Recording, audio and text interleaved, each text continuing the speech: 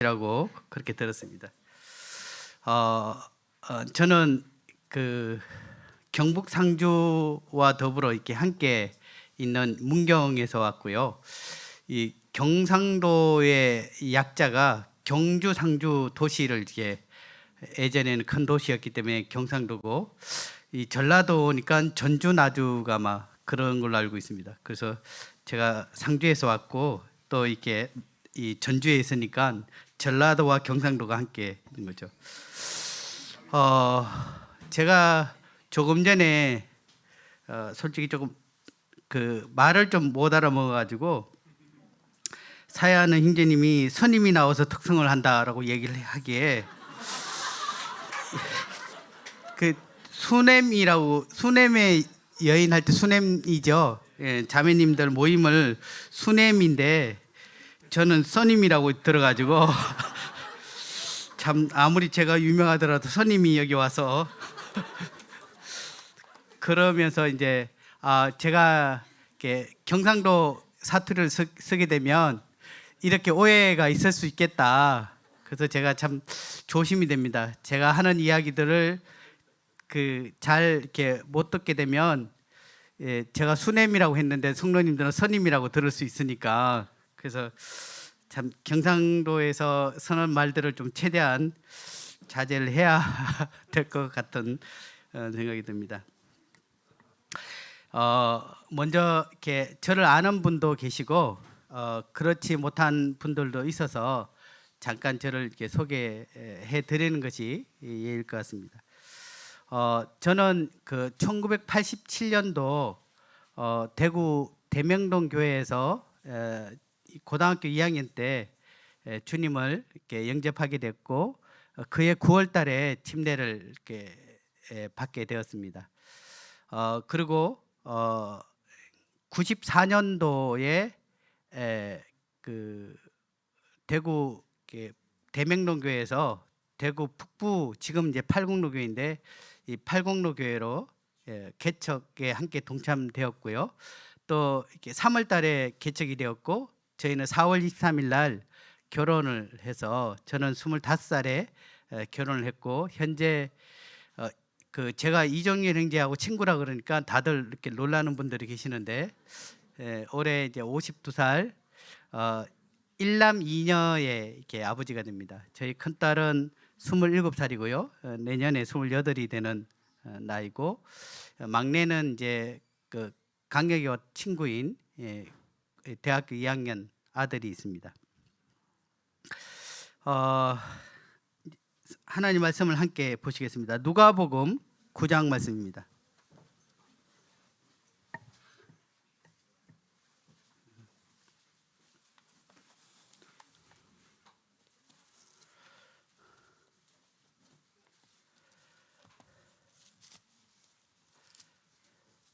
누가복음 9장 60절 말씀을 함께 보시겠습니다.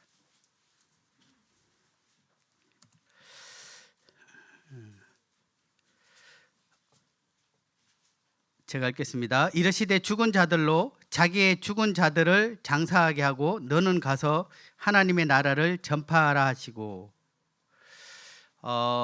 오늘 이렇게 제가 이 시간에 나눌 이 간정 또는 말씀은 크게 세 가지로 이렇게 나누려고 합니다. 하나님께서 이게 저를 하나님의 사역에 부르셨던 이 부르심의 간정과, 또 최근에 이제 저희 교회를 하나님께서 어떻게 건축해 하셨는가, 건축 간정과 더불어 또 하나님께서 이제 최근 저에게 어떠한 삶의 이 변화가 일어나고 있는데, 그러한 삶에 관한 부분들을 이 세 단계로 나누어서 간정 겸 말씀을 함께 나누고자 합니다. 저는 주님께서 지역교회를 이렇게, 저도 교회 학교를 섬겨 나갔고 또 교회에서 여러 많은 일들을 섬겨 왔습니다. 현재 뭐 밀스톤 운영 이사인가요? 어쨌든 이제 스송 형제님과 함께 밀스톤 초기부터 함께 이렇게 섬겨 왔고요. 또 주일학교 전국 연합 캠프에 또 책임을 맡아서 지난해에 그러한 일들, 어린이 사역적인 부분들도 섬기고 있고, 또 아울러 이제 가을에 열리는 경로 캠프에 또 이렇게 그 일을 또 함께 섬기고 있습니다. 그래서 어, 어르신들 중에 저를 이렇게 기억하시는 분들도 있을 걸로 알고 있습니다. 그리고 영남 지역의 이제 미래위원으로서 영남 지역의 이제 교회학교뿐만 아니라 청소년 또 청년, 그런 청년년 사역을 또 함께 섬기고 있습니다. 다양한 부분들로 이렇게 주님이 어린아이부터 노령까지 그러한 부분들을 섬길 수 있는 그러한 기회를 제게 주셨고요. 또 사실 저는 이제 20대 초반에는 레크레이션 이제 부분들을 했었고, 또 우리나라 웃음 치료가 들어왔을 때 또 웃음 치료사로 이렇게 활동을 했고, 또 그 이후에는 이제 웃음 치료사를 양성하는 웃음 치료사 강사로서 또 이제 그런 역할들도 잠시 했습니다. 이게 이제 주님 안에서 잘 사용하면 굉장히 좋은데, 이게 세상적인 사람들을 만나서 이런 일들을 하게 될 때 꼭 연예인처럼 사람들 앞에 있을 때는 굉장히 이렇게 잔디밭에 누워 있는 느낌이 들지만 1,000명 뭐 1,500명 앞에서는 굉장히 신이 나죠. 근데 내려오는 순간에는 그 허탈감이 굉장히 이렇게 말할 수 없었습니다. 그래서 이것은 직업으로도 옳지 않겠다라고 생각하면서 안정된 직장을 이렇게 가지면서 주님을 섬겨 왔었고, 이제 이런 나이였지만 25살에 그러니까 이렇게 장로님의 소개로 아내를 만나서 결혼을 이렇게 하게 되었습니다. 그러면서 이제 지역교회를 섬겨 오던 중 주님께서 제게 이 누가복음 말씀을 통해서 하나님의 음성을 제게 들려주셨습니다. 너는 가서 하나님의 나라를 전파하라 라는 이 말씀을 주셨을 때 제게 참 이게 이 말씀을 이렇게 받아들일 수 있는 그런 상황이 아니었습니다. 일단 저는 어렸고, 또 그러한 말씀에 순종되어질 수 있는 그런 깜이 아닌 그러한 형제였고, 또 이것을 감당하기가 저는 굉장히 참 버거운 상황이라서 저도 모르게 이 성경을 탁 덮었어요. 그러면서 하나님, 뭔가 이게 제게 하실 말씀이 아닙니다. 저는 어립니다. 그렇게 했는데 주님은 또 그 다음 날 이 10장 3절을 통해서 갈지어다 내가 너희를 보냄이 어린 양을 이리 가운데로 보낸 것 같도다 라고 할 때, 갈지어다라고 말씀하셨을 때 더 큰 부담이 왔었죠. 근데 제가 이제 조금 전에 말씀드렸듯이 저는 20대 초반부터 지역교회 뭐 교회학교나 또는 특별히 이제 대구에 있었기 때문에 중소 지역의 지역교회의 힘듦을 잘 알 수 있었던 것이 이제 주일학교 행사를 하거나 아니면 청년 어떤 캠프를 하거나 뭐 이런 다양한 행사를 하게 될 때 초청을 많이 받았습니다. 그래서 거기서 이제 섬기게 되었고, 20대 초반만 해도 거의 한 20-30여 개 교회에서 가서 이렇게 섬겼고, 또 저를 초청한 교회들은 대체적으로 연약한 그런 교회였습니다. 그게 뭐 저희가 선산 또 황산 뭐 인근 이렇게 작은 지역 교회에서 이제 레크레이션도 하고 말씀도 전해주고 뭐 이런 것들이 있으니까 이제 청년 시절부터 이렇게 그런 부름을 이제 받아서 이렇게 섬기게 되었는데, 그러면서 이제 중소교회들이 얼마나 연약한 걸 아는데, 제가 주님이 거기를 가라라고 한다면 제가 네라고 이야기를 할 것인가, 굉장히 제 마음에는 현실적 상황도 있고 여러 가지 부분들이 굉장히 이렇게 복잡했습니다. 그래서 저는 이 말씀을 제게 말씀하셨지만 저는 주님 앞에 눈 떠돌리지 않고 주님, 뭔가 잘못됐습니다, 자신 없습니다, 안 됩니다 라고 했을 때 주님은 또다시 제게 이어서 누가복음 10장 36절, 이게 아침에 이제 경건의 시간에 이제 매일매일 말씀을 보다 보니까 계속해서 매일 주님은 제게 말씀을 이제 주셨습니다. 제가 주님이 그러한 부름을 하셨을 때 첫 번째는 제가 자질이 없는 자입니다. 저는 어립니다. 그리고 자신이 없습니다 라는 그런 마음들이 있었을 때 주님은 이 누가복음 10장 이 36절 이전에 우리가 강도 만난 여리고로 가는 그 사람을 피해갔던 이 세 사람에 대한 이야기를 하면서 36절 37절 말씀을 이렇게 얘기하죠. 네 생각에는 이 세 사람 중에 누가 강도 만난 자의 이웃이 되겠느냐? 이르시되 자비를 베푼 자니이다. 예수께서 이르시되 가서 너도 이와 같이 하라. 참 주님은 제게 많은 것들을 요구하는 것이 아니라 이 하나님을 알지 못하는 강도 만난 자와 같은 그 영혼을 빼앗긴 그들에게 가서 그냥 살아라. 그들의 이웃이 되어라. 내가 특별한 너에게 어떤 엄청난 일을 맡기는 것이 아니라 그냥 그들에게 가서 너도 이와 같이 하라 라고 말씀을 주셨기에 주님, 그러면 주님이 사역하시고 저는 살러 갑니다. 이 쌀 발음이 잘 안 되니까 저는 쌀 먹습니다라고 하니까 이 쌀 뜯어 먹는다고 얘기하는데 보리쌀 할 때 쌀입니다. 저는 살아가는 것입니다라고 하면서 주님이 제게 이렇게 말씀을 통해서 또 여호수아 17장 말씀에 스스로 올라가서 개척하라라는 말씀을 분명하게 주셔서 그 말씀에 저는 이렇게 순종하게 되었습니다. 그래서 2001년 저희 이렇게 그때는 저희 막내가 태어나지 않았을 때였거든요. 막내가 이제 집사람 뱃속에 있을 때였기 때문에 이 유치원 다니는 두 아이, 여자아이와 저희 집사람 이렇게 네 식구가 지금은 이제 고속도로가 나와서 1시간 반이면 갈 수 있는데 그때 당시는 2시간 반 정도 이렇게 가야만 되는 거리였는데 이 경상도에 이제 상주 대구에서 2시간 반 이 위쪽인 올라가서 개척하라고 하셔서 김천엽 이 상주에 모임이 없었고 또 오랫동안 기도에 왔었습니다. 경상도에 그때 당시에 미개척시가 상주, 문경 그리고 사천 이 세 군데가 이제 시중에 교회가 없었는데 저희가 이제 상주로 가게 되었습니다. 오늘 예배를 9시쯤에 와서 이렇게 청년들과 함께 이렇게 드려지는 예배를 이렇게 함께 했었고요. 또 10시 반에 또 예배를 드렸는데 너무 감사가 됐습니다.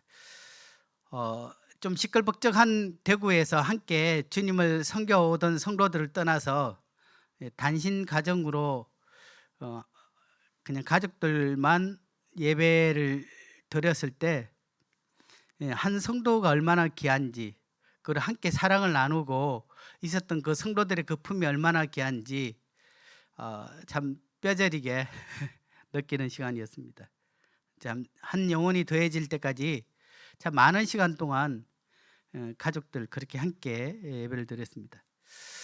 저희 어머님이 주님을 알지 못했는데 저희 어머님이 이제 아들이 이 교회를 시작한다는 이야기를 듣고 저희 이 상주로 오셨어요. 어머님이 상주에 딱 오셨을 때 덜썩 주저앉으셨어요.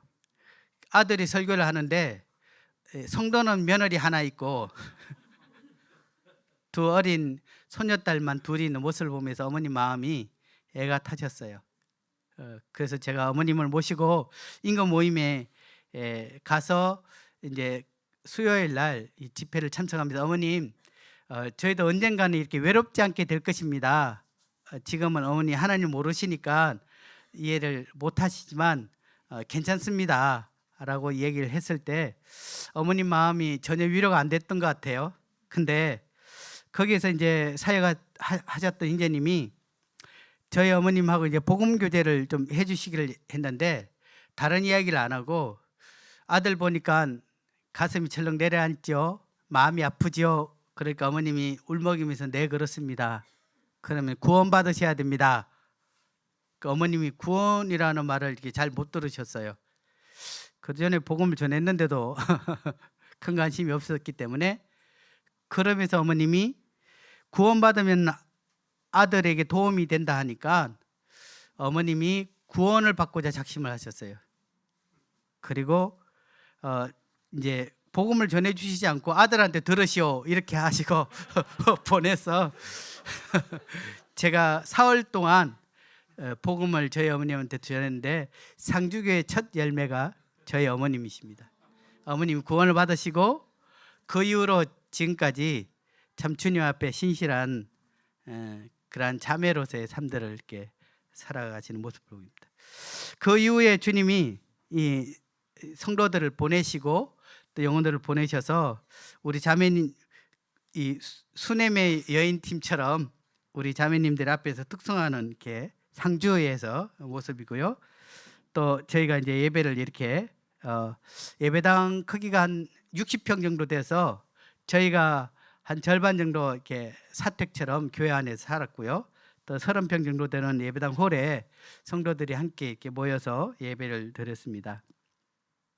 저희가 잠깐 이렇게 이렇게 방을 얻어서 이렇게 함께 성도들이 모여서 이렇게 시간들도 가지고 제가 상주를 떠날 때 한 39분 정도 계셨는데 어쨌든 재미있는 시간들을 이렇게 가지고 있었습니다.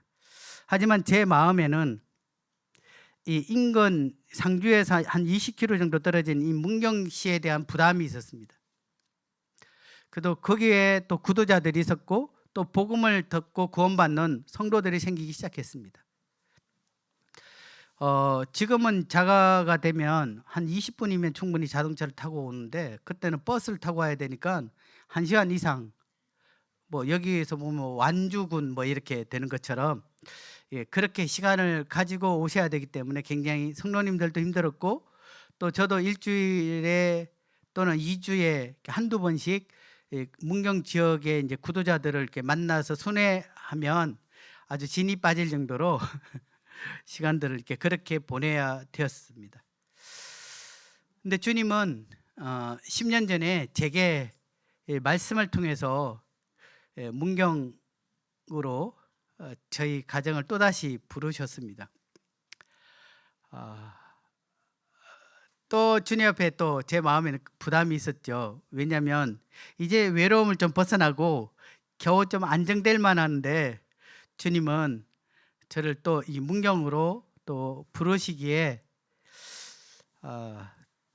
주님 앞에 이야기해봤자 그래서 저희가 또 저희 가정과 두 분의 이제 구원받은 문경에 두 분에 계시는 우리 자매님들과 함께 또다시 교회가 시작이 됐습니다. 저희 어머님과 더불어 함께 문경에서는 이제 이렇게 시작이 됐습니다. 이 상주교회 앞에서 마지막 떠나기 전에 그래서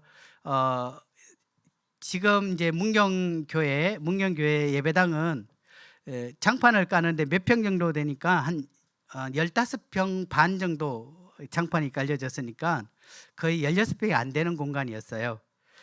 그래서 처음에 이제 그 상주의 예배당을 이렇게 수리를 해서 저희가 예배를 드릴 때 지나오는 분이나 어떤 분이 지나가다가 교회가 있으니까 문을 딱 여는데 몇몇 앉아 있지 않으니까 문을 탁 닫으면서 아무도 없네 하고 그냥 가버리는 거예요. 그것이 제게 너무 솔직히 좀 상처가 됐어요. 그러니까 이런 큰 홀에 몇 명 없으니까 그냥 구도자들도 와서도 그렇고 오기도 부담이 되는 상황이라서 이 문경을 개척을 하게 되었을 때는 작전을 좀 바꿨어요. 작은 홀을 얻어서 홀을 꾸미자 예쁘게. 그래서 와서 좀 덜 서글프다. 또 사람들이 없어 보이는 것이 좀 적어 보이게 몇 명만 앉아도 가득 차 보이게 그렇게 시작하자라고 해서 저희가 적당한 홀을 얻었고 또 거기서 예배를 드려졌습니다. 이 코로나가 올 줄 몰랐어요. 그 성도님들이 이렇게 옹기종기 모여서 이렇게 예배를 드렸을 때 외롭지 않게 홀이 가득 찰 정도로 저희 쪽에서는 좀 피로를 느끼기 시작했었죠. 피로를 느끼기 시작했지만 이 코로나 상황이 되면서 저희가 방 어쨌든 떨어질 수 있는 공간들을 다 떨어져서 앉아도 거리두기 자체가 안 됐습니다. 예. 그러니까 매주 공무원들이 찾아오기 시작했어요. 심지어는 교회에는 300만 원, 개인당 10만 원 해가지고 600만 원 그 방역부 위반으로 스티커를 끊겠다라고 해서 아주 작정하고 시에서 오기도 했고요. 또 매주마다 찾아와서 싫은 소리도 하고 또 굉장히 그 예배를 드리면 뒤에서 공무원들이 와서 사진을 찍었어요. 이게 방역적인 부분들이 잘 안 되니까 굉장히 염려가 됐고, 제가 알기로는 이 시장님이 월요일 아침이 되면 그 교회 어떻게 됐어 이렇게 물을 정도로 보통 이제 기성교회는 수가 줄어들었죠. 그래서 뭐 100명 정도 되는 이 교회 예배당 홀에 뭐 11명, 12명 뭐 이렇게 참여가 됐다. 저는 잘 모르는데 이 공무원이 와서 그렇게 얘기를 하더라고요. 이 주변에 13개 교회가 있는데 이렇게 복잡한 교회가 없다. 큰 교회도 그렇게 앉아 계신다.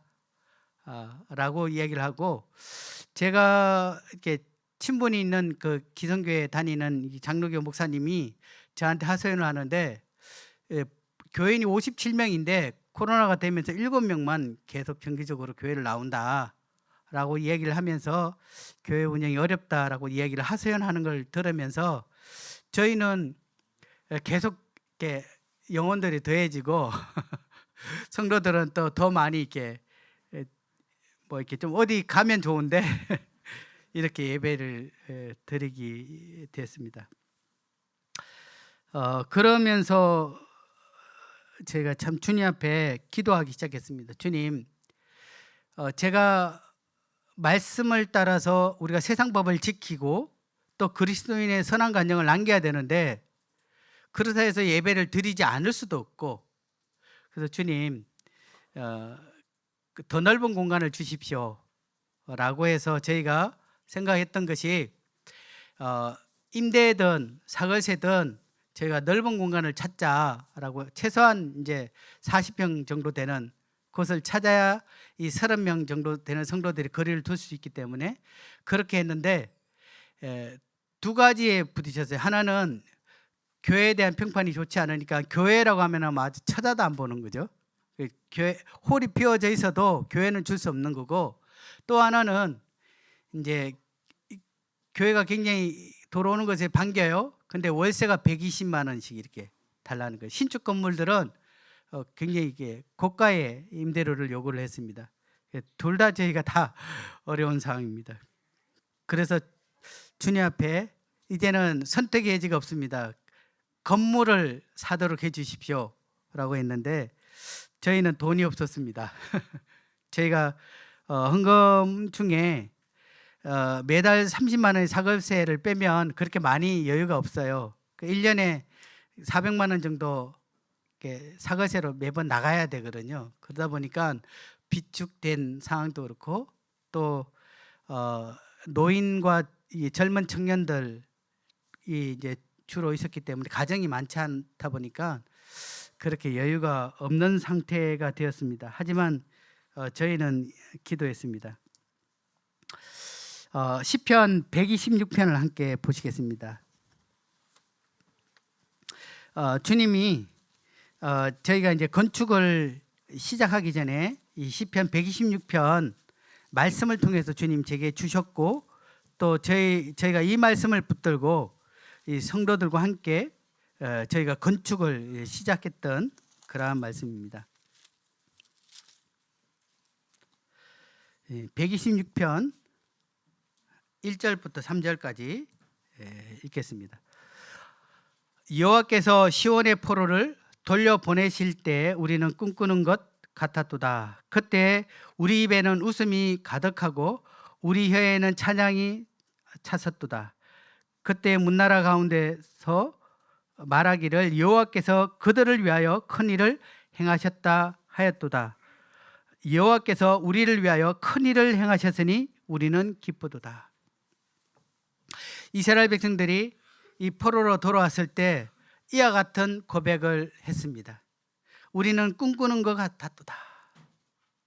그리고 그들의 입에는 웃음이 가득하고 그들의 혀에는 찬양이 넘쳤습니다.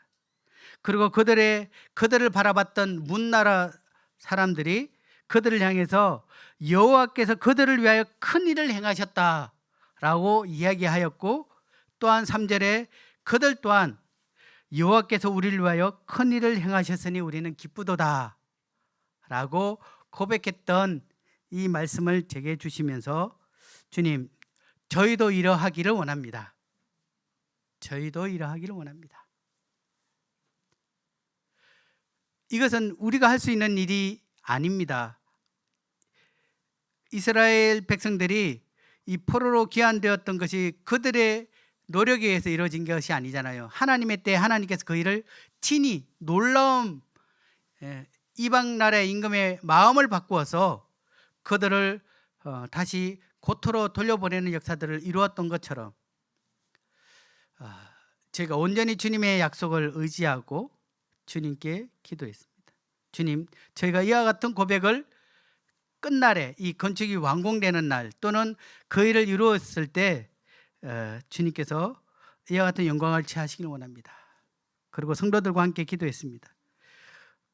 여호와께서 큰 일을 행하셨으니 우리는 자랑할 것이 없습니다. 저희 시작도, 저희 모든 과정도, 저희 결과도 오직 그분께만 영광을 돌리십시다.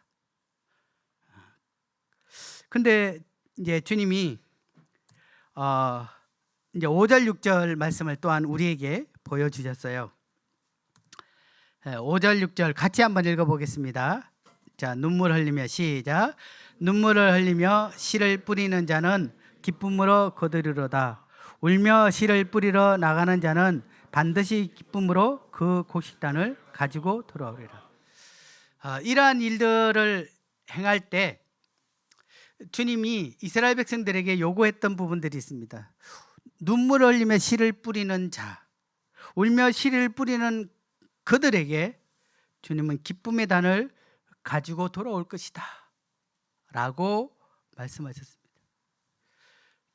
저희가 어제 청년들과 함께 나누었던 이 다니엘이 이 사자굴에 들어가기 전에 그를 모함했던 자들이 임금 외에 다른 신에게 기도나 어떠한 것들을 하게 되면 사자굴에 던져 넣는다라는 것을 알고도 그는 예루살렘을 향해 문을 열고 하루에 3번씩 하던 대로 기도하고 감사하였던 모습들을 이렇게 나누었습니다.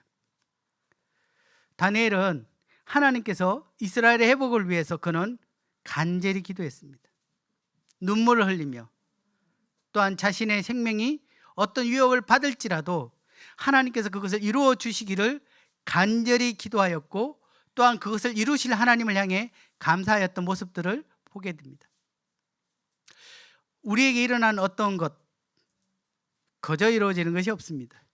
저희가 구원받았던 것, 누군가가 복음을 전해 주었고, 누군가가 제 사랑을 나타내었고, 누군가가 저를 위해서 기도하였기에 그 기도의 눈물의 열매였던 것입니다.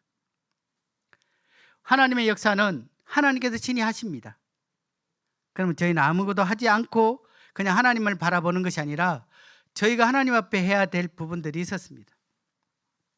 그래서 성도님들과 함께 저희가 그러한 부분들을 나누었습니다. 눈물로 심지 않으면 기쁨으로 거둘 수 없다라고 하셨습니다. 우리 이제 주님 앞에 눈물을 흘리며 기도합시다. 이 일을 이루실 하나님을 온전히 신뢰하며 그분을 의지합시다. 또한 우리의 작은 것이지만 우리가 기쁨으로 드려질 수 있는 것, 그 힘껏 주님 앞에 드리기를 원합니다. 성경에 보게 되면 성전에 있을 때 이 부자가 헌금하는 모습과 또 과부가 2렙돈을 헌금하는 모습을 주님이 보셨습니다. 그랬을 때 주님은 이 많이 헌금한 부자를 칭찬한 것이 아니라 이 2렙돈을 넣었던 그 여인을 칭찬했습니다. 왜냐하면 이 부자는 그 많은 것 중에 일부를 드려줬고 이 여인은 생활비 전부를 드려줬기 때문인 것입니다. 주님이 보는 관점은 얼마를 드려줬느냐가 관점이 아니라 얼마를 남겼나라는 것들을 보셨던 것 같아요. 그래서 저희도 성도들에게 우리 힘을 다해 주님 앞에 우리 자신을 드립시다.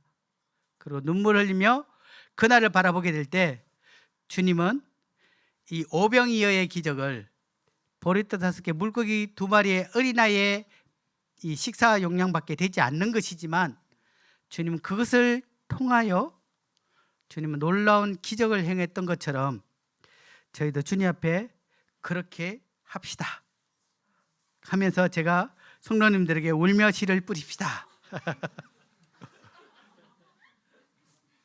라고 했습니다. 그래서 마지막에 우리 함께 꿈꾸며 눈물의 씨앗을 뿌리며 함께 기도합시다. 저희가 꿈꾸는 것 같다라고 했을 때 그것은 거리두기가 충분히 가능한 넓은 예배당, 그리고 그곳에서 청년들과 학생들이 마음껏 뛰어노는 공간, 그리고 구두자들이 교회에 더해져서 영혼들로 가득 찬 교회의 모습, 그리고 성도들이 삼삼오오 흩어져서 교제도 하고 찬양도 부르고 기도할 수 있는 그러한 여유의 공간 그런 부분들을 두면서 기도했습니다. 교회에 모이던 가정에서 한 시간을 저녁 9시에 시간을 정해놓고 저희는 기도하는 시간을 가졌습니다.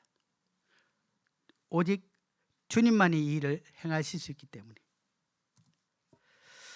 저희가 모일 때마다 찬양을 불렀습니다. 주가 일하시네라는 노래인데요.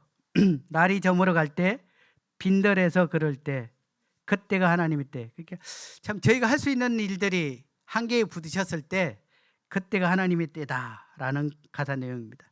내 힘으로는 안 될 때, 빈손으로 걸을 때 내가 고백해 여호와 이래. 여호와 이래. 주님께서 준비하신다라는 의미죠. 주가 일하시네, 주가 일하시네. 주께 아끼지 않는 자에게, 주가 일하시네, 주가 일하시네. 신뢰하며 걷는 자에게. 우리 모인 이곳에 주님 함께 계시네. 누리네 아버지 은혜. 적은 떡과 물고기 내 모든 걸 드릴 때 모두 고백해 여호와 이래. 주가 일하시네, 주가 일하시네. 주께 아끼지 않는 자에게. 주가 일하시네. 신뢰하며 걷는 자에게. 그러면서 저희는 모일 때마다 이 찬송을 불렀습니다. 주님 일하십시오. 주님 일하시길 바랍니다. 주님 일해 주셔야 됩니다. 주님께서 온전한 영광을 취하시길 원합니다. 그렇게 했을 때 잠깐 제가 동영상을 좀 보여드리겠습니다.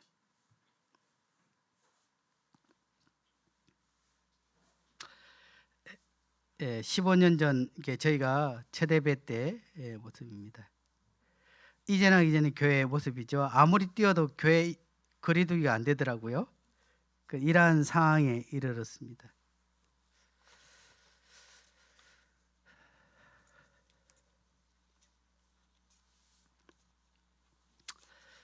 그러한 가운데 주님께서 예비해 두신 곳을 보여주셨습니다. 저희 현재 교회에서 한 400m 떨어진 곳이고요. 앞에 2차선 또 옆에는 1차선 기퉁이의 코너에 있는, 근데 건물이 너무 낡았어요. 부서지고 녹이 있었는데 옥상은 굉장히 참 어쨌든 주님이 주셨기에 선택의 여지가 없었습니다. 그리고 건물 내 쓰레기를 치우기 시작했고요.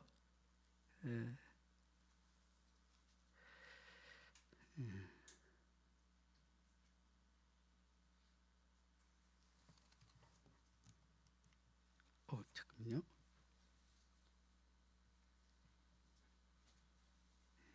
외부 철거 작업을 했습니다. 저희는 대지가 53평이고 3층짜리 2층 건물이었습니다. 외벽 타일이 막 또 저절로 떨어져서 차 유리창도 깨고 뭐 이럴 정도여서 저희가 외벽 타일을 다 벗겨냈습니다. 그리고 외부에 대리석 작업을 하게 되었죠.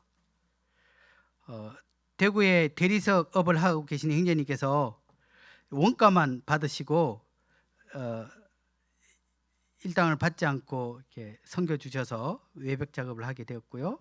또 이렇게 지붕이 심각한 상황이었기 때문에 옥상에 지붕을 씌우기 시작했습니다.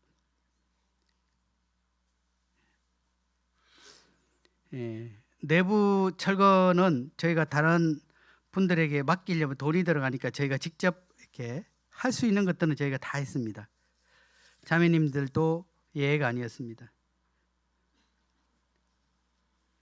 그래서 시간이 되면 또 퇴근하고 오면 와서 이렇게 일을 함께 했습니다. 부수고 할 수 있는 한, 그리고 모이면 오직 주님만 의지하며 기도했습니다. 바닥 보일러 까는 것도 우리 자매님들이 직접 하셨고요. 할 수가 있는 일은 저희가 했습니다. 제가 타일도 붙였습니다. 예, 드디어 외부 모습 공개합니다. 예, 2층 예배당 입구고요. 예, 갈라진 벽이 이렇게 멋지게 되었습니다. 예, 남은 예배당 앞 모습이고요.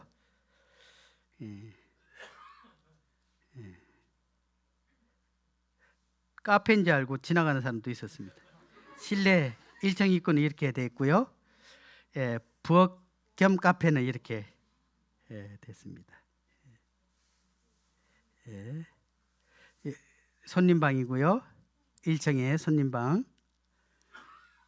그 다음에 주일학교 겸 식당. 지금은 식사를 할 수 없으니까 저희가 1, 2층 나누어서 예배를 드리고 있습니다. 2층 본당의 모습이고요. 옥상도 이렇게 청년들이 거주할 수 있도록, 영화도 관람할 수 있도록 다 1, 2, 3층 다 영상이 가능하도록 했습니다. 현재 모이는 모습이고요. 1층에 2층 예배드릴 때 1층에 이렇게 모이고요. 청년 학생들, 그다음에 2층은 이제 어른들 위주로 이렇게 나누어서 거리두기 나름대로 하면서 이렇게 모이고 있습니다. 저희 학생 청년의 모습이고요. 또 성경 나누는 모습이 또 이렇게 있습니다. 주일 얼마 전에 헌당식을 했을 때 많은 분들이 오셔서 자리를 이렇게 1, 2층 가득 채우셨습니다. 하나님께서 이루셨습니다. 이것이 참 저희가 고백한 부분들이고요.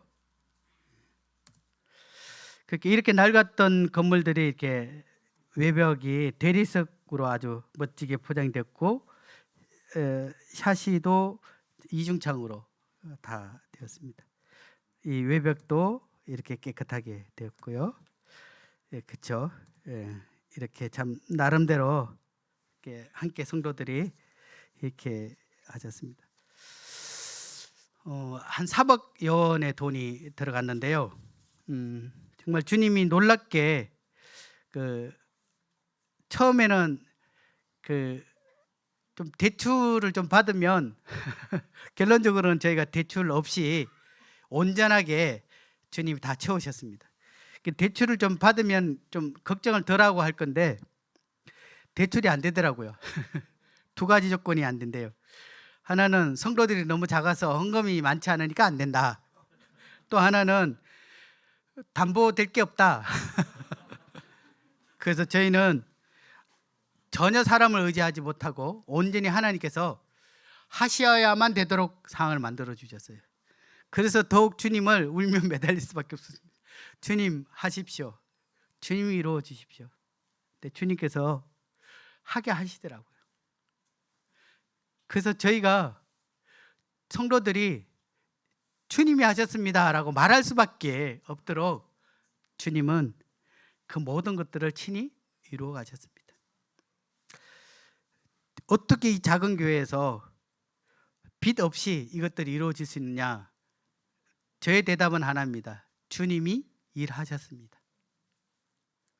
그래서 저희 교회는 저희 교회라고 얘기하기 아니죠. 주님의 교회죠. 주님께서 그 일을 하셨습니다. 그래서 저희는 지금도 그렇습니다. 이 일은 하나님께서 이루셨습니다. 저희 불렀던 찬송처럼 주가 이루셨습니다. 저희 교회뿐만 아니라 제 삶 가운데 또 성도님들의 삶 가운데서도 주님을 온전히 신뢰하고 또 주님 앞에 무릎을 꿇는 그들에게 주님은 놀라운, 하나님 편에서 이적이고 우리 편은 기적이죠. 그 일을 이루시는 것을 보게 됩니다. 그리고 저희가 10월 3일부터 이 남상주교회와 연합하게 됐습니다. 그래서 굉장히 참 후회를 하고 있어요. 더 큰 예배당을 구입했어야 되는데 1, 2층 나누어서 예배를 드려도 조금 좁아요. 함께 하니까 좁더라고요. 그래서 저희는 다시 지금까지는 은혜고 이제 새로운 건축을 위해서 기도하기 시작했습니다. 이제 더 크게 입을 열었습니다. 주님이 이루시기를. 그래서 저희가 예배당 본당만 50평 넘는 부지가 되고 앞에 지금 현재 있는 건물은 부속실로 쓰자라고 하면서 또다시 꿈을 꾸기 시작했습니다. 또 저희가 울며 또 씨를 뿌리게 될 때 주님은 또 놀라운 일들을 행하실 것이라고 또 믿습니다. 골로새서 1장 말씀을 보고 말씀을 정리하겠습니다. 골로새서 1장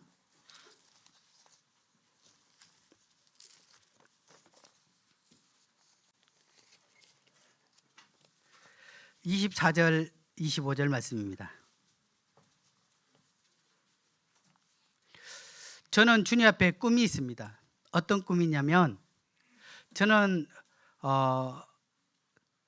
대구에서 주님의 부르심에 의해서 상주로 가게 되었고 상주에서 문경으로 가게 되었죠. 제 삶의 주인은 주님이십니다. 그런데 제가 주님 앞에 바라는 것은 언젠간 이 사역의 이 마지막 부분이 있을 것입니다. 그때는 가방 하나만 들고 다시 원래대로 돌아가는 것이 제 꿈입니다. 그래서 그곳에 일꾼을 세우고 일꾼들에 의해서 교회가 자체적으로 운영이 되고 안정되어진다면 저는 가방을 들고 원래대로 조용히 주님을 섬기고 싶습니다. 그런 꿈을 가지면서 상주에 있을 때도 사역하는 형제님을 세울 때도 그러한 마음으로 교회를 개척하고 5년 뒤부터 일꾼을 양육하게 됐고 그 일꾼 형제님에 의해서 교회가 자체적으로 섬겨질 수 있도록 저희가 그러했고 또 10년 되었을 때 제가 문경으로 가게 되었던 그것 또한 그러한 것이었고요. 또 문경에서도 주님 앞에 꿈을 꿨습니다. 교회가 안정이 되면 주님 가방 들고 갈 수 있도록 해주십시오. 그러한 꿈이 있었는데 주님이 그러한 꿈을 제게 이루어 주시길 기도했는데 주님은 제게 또 다른 방향의 말씀을 또 해주셨습니다. 골로새 1장 24절 25절입니다. 제게 주님 주신 말씀을 읽고 정리하겠습니다. 나는 이제 너희를 위하여 받는 괴로움을 기뻐하고 그리스도의 남은 고난을 그의 몸된 교회를 위하여 내 육체에 채우노라. 내가 교회의 일꾼 된 것은 하나님이 너희를 위하여 내게 주신 직분을 따라 하나님의 말씀을 이루려 함이라. 사도 바울은 이 자신의 남은 생애를 그리스도의 교회를 위해서 그리스도의 남은 고난을 자신의 육체에 채우기를 원했던 모습들을 보게 됩니다. 그리고 내가 교회의 일꾼 된 것은 하나님이 너희를 위하여, 이 자신이 그것을 바라기보다는 교회의 필요에 의해서 그 직분을 감당했던 그 모습들을 보게 되면서 주님은 이제 제게 또 다른, 제가 30대 초반에 상주를 가게 됐고요. 40대 초반에 문경을 가게 되었고 지금 이제 50대 초반은 아니지만 만으로 51세니까요. 주님은 제 50대에 주님은 또 다른 주님의 부르심이 제게 기다리고 있었습니다. 상주를 떠날 때도 가고 싶지 않았습니다. 이제 겨우 안정이 됐는데 근데 주님은 보내셨어요. 문경 지금 저희 교회는 사랑이 뜨겁습니다. 하나님의 놀라운 기적을 보았기 위해 성도들이, 그리고 저희가 지난주에 복음 집회했는데 많은 구도자들이 오셨어요. 성도들에 의해서 또 구도자들에 의해서 제가 꿈꾸었던 그 교회 모습들이 이루어지더라고요. 근데 주님은 제게 또 다른 제 사역지를 또 다르게 주님은 말씀을 통해서 말씀해 주셔서 이제 주님이 또 제게 보여주시는 그 길을 또 순종하며 그 길을 걸어가려고 합니다. 자세한 사항은 차후에 또 주님께서 명확하게 보여주시면 그때 말씀드릴 수 있고요.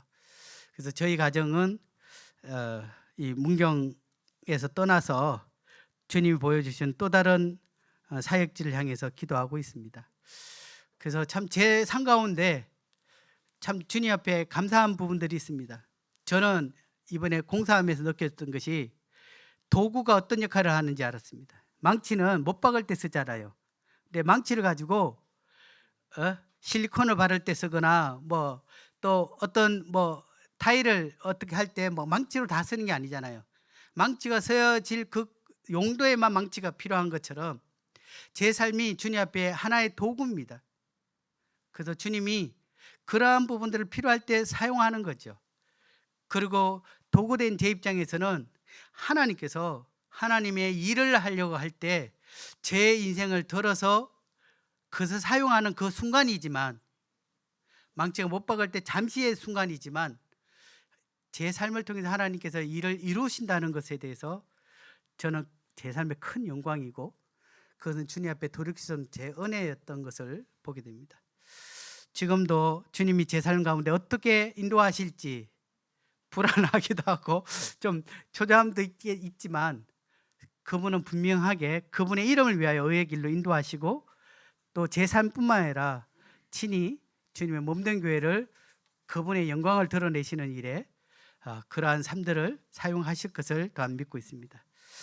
그래서 참 이것이 제 어떠함을 드러내는 것이 아니라 이 시간 우리 주님의 어떠하심이 온전히 드러나기를 원합니다.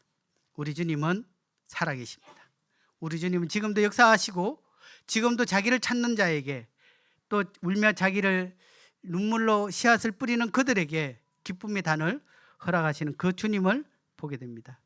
그러한 주님을 저뿐만 아니라 이곳 가운데서도 이 성도님들이 함께 그 주님을 신뢰하며 더 누려가기를 원합니다. 감사합니다.